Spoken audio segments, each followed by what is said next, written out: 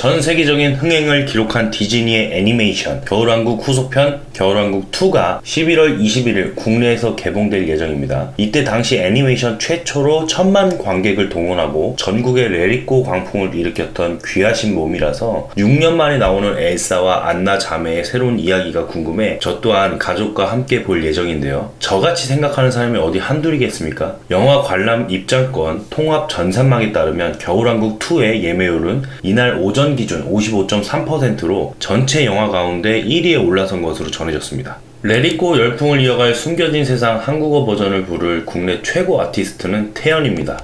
정말 기대되죠? 사실 흥행한 본편을 꺾을 후편이 있나 싶었고 레리꼬 열풍을 어떻게 이어가나 싶지만 애니메이션 최초 1000만 관객을 동원하고 세계적으로 개봉 당시 박스오피스 5위까지 올라갔던 바 있던 이력에 주식시장도 요동을 치니까 역시 겨울왕국 이름 하나로 만사 형통입니다.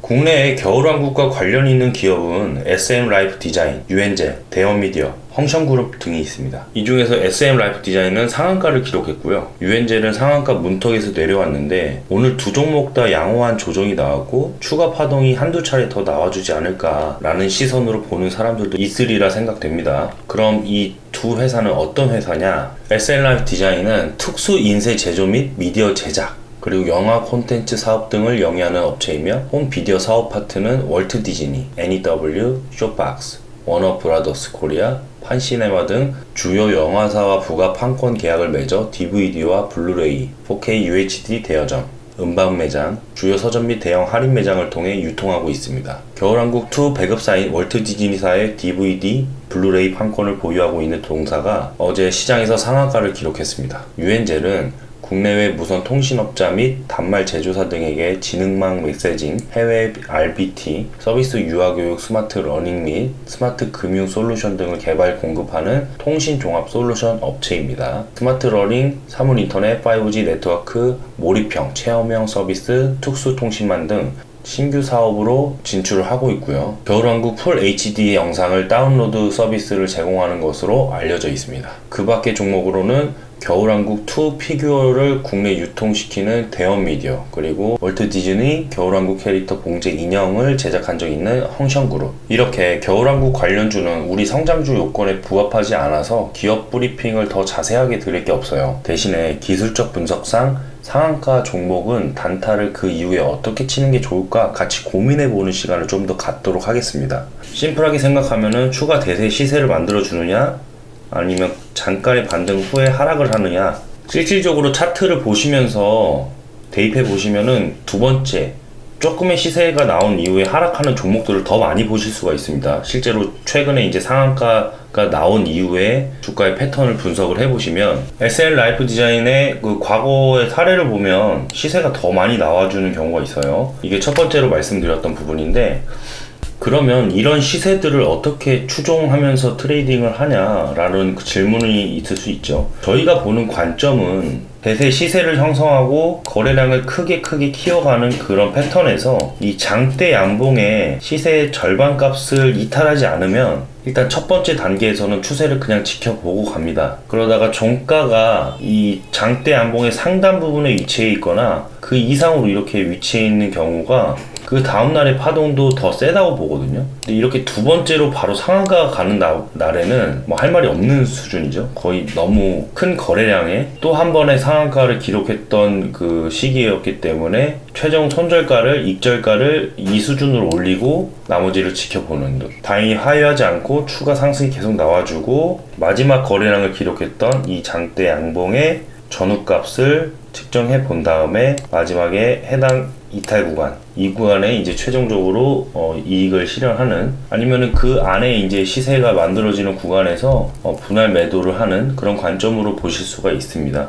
원래는 매물벽을 많이들 보시면서 트레이딩을 하시는 분도 많으신데 이렇게 단기적으로 10월달 만약에 10월달에 SM 라이프 디자인에 대한 추세를 내가 한번 지켜보고 싶다 그러면 2,500원과 2,200원 이 구간에 주가의 등락의 그 우위에 점하는 그런 부분이 상당히 의미 있다고 해석이 될 겁니다. 이러한 강한 매물대를 잘 지지해주고 그 다음에 매물대 상단 부분을 돌파하면서 재료가 나오면서 상한가가 나오는 이런 모습이 여기에 집중되어 있던 거래량이 얼마나 이 해당 구간이 지지가 강한지를 알 수가 있겠죠. 나중에 이렇게 해서 주가가 상승하다가 그럼 하락할 때 이 지지선을 이탈하면서 하락을 하면 당연히 이 구간은 손절가가 돼야 되지 않겠습니까? 그런데 상단 부분에서 해당 구간까지의 이탈가는 상당히 머니까 손절, 익절 이런 가격을 계속 올려주는 겁니다. 이걸 트레일링 스탑 기준이라고 감시 기준가를 설정하는 방법이 있는데 주문창에 자동 주문에 보시면 설정하는 그 란이 있어요. 거기서 설정하시면 됩니다.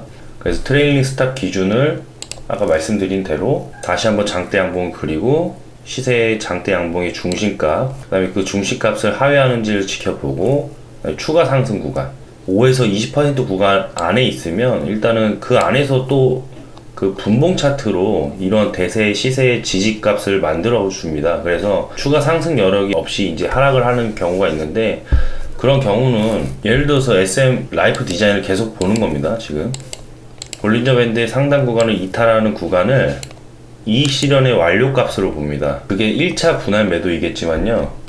그리고 추가 상승에 있어서 N자형 패턴, 양음양 패턴으로 이렇게 N자형 패턴으로 추가 상승을 하는 경우도 상당히 많기 때문에 해당 구간에서 1차 매도를 진행하고 양호한 지지가 있는 구간에는 물량을 남겨놓다가 마지막 추가 N자형 파동이 있을 때 추가 이익 실현, 네, 그렇게 이제 대응을 하는데 이렇게 하는 것이 이제 좀 복잡하다라고 하시면 사실상 그냥 심플하게 상한가 이후에 다음날 5에서 20% 구간에 그냥 매도를 하겠다라고 심플하게 생각하시면 더 좋을 것 같아요. 그리고 원칙은 5% 상승 시 절반 매도, 10% 상승 시 또 절반 매도, 20% 상승 시 전량 매도, 이렇게 심플하게 정해 놓으셔도 크게 지장이 없을 것 같습니다. 그리고 손절가도 심플하게 이 구간을 이탈하면은 손절을 하겠다라고 정해 놓은 다음에 5, 10, 20 아니면 15 이런 구간에서 분할 매도 이익 실현을 완료하면 뭐 일단은 1차에서 여기에서 뭐 분할 매도가 진행됐겠죠. 그 다음에 추가적으로 지금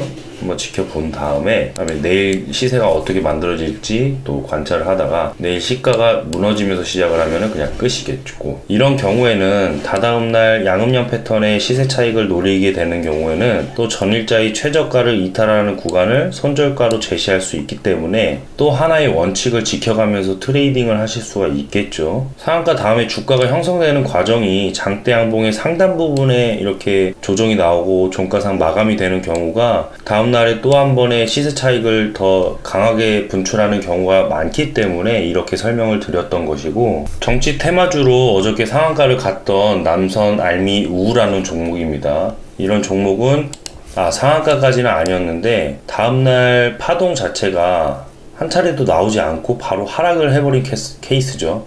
이런 경우에는 하방으로 더 짙게 하락할 경우가 더 많기 때문에 바로 철저하게 1차 손절가를 지켜주셔야 되겠고요. 이런 경우에 상한가가 들어간다고 추격 매수 들어갔다가는 다음날 파동도 없이 이렇게 하락하는 경우가 많기 때문에 관련 테마주에 정말 강한 주도주만 공략하는 것이 또한 바람직하다고 보여집니다.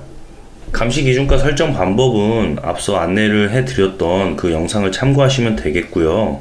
저희는 성장주 중심 매매를 시기별에 맞춰서 비중을 조절하면서 나아가는 방식으로 트레이딩을 진행을 합니다. 그렇기 때문에 시장 연동형 방식으로 회원님들에게 보다 더 안전하고 그나마 수익성은 좀 높은 그런 상태로 보답을 해드리는 것이 저희의 목표입니다. 그래도 단기 트레이딩에 이렇게 관심이 많고 실천하시는 분들이 많기 때문에 오늘은 저희 관점의 단기 트레이딩 기술적 분석, 상한가 이후에 트레일링 스탑을 적용하는 기준을 한번 앞서서 안내해 드렸습니다. 편안한 밤 되시고요. 모두들 성투하시길 바라겠습니다. 감사합니다.